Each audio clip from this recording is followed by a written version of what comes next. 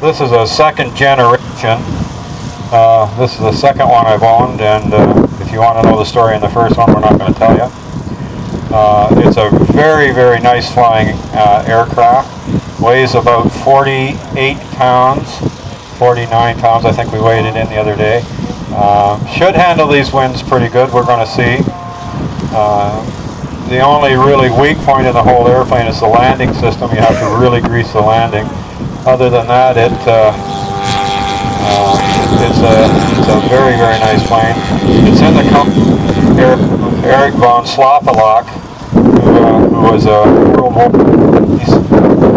He was a reverse ace. He was shot down 5 times.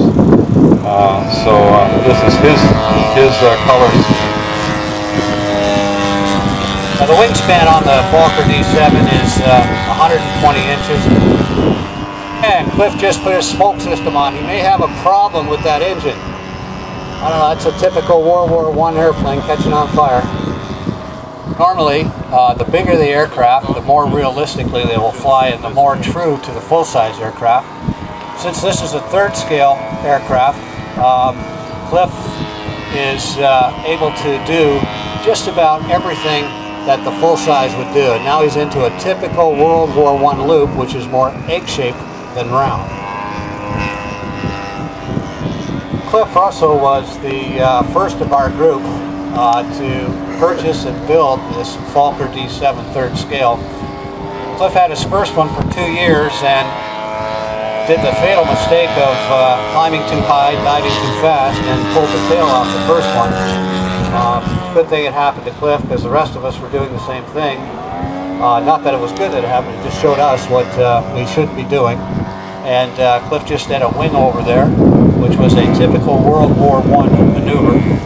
And if you notice how close and how short his circuits are, we are able to do that with this type of aircraft, even though the engine sounds like it's going quite fast. And there's another wing over. It is a very slow flying aircraft. By the end of April, the first of the promised Fokker biplanes began arriving at the front. The D.VII was to be the most important design to come out of the Dutchman's factory at Schwerin. Despite any faults it might have shown, the success of the triplane design had suddenly paved the way for Fokker to procure the better inline engines being built by BMW and Mercedes. The brainchild of chief designer Reinhold Plotz, the D.VII again used Plotz's construction method of a steel tube framing. The pilots lucky enough to get the new fighter were delighted. Fast, nimble, and sturdy, the plane could literally hang on its propeller while climbing and drop like a stone in a full-out dive. The machines went into immediate production at both the Fokker plant and under license by the Albatross Company, and by the coming autumn, 40 Jastas would be equipped with the plane.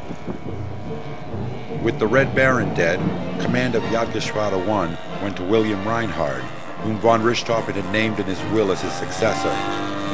While Reinhard was an accomplished flyer and a capable leader, the stunning success that JG1 had enjoyed for so long seemed to be grinding down.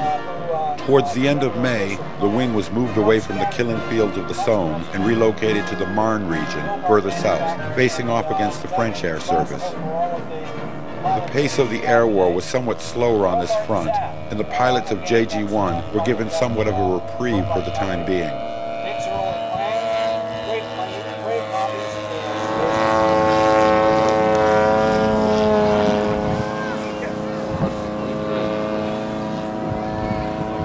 And here comes Cliff Russell. Look at that landing.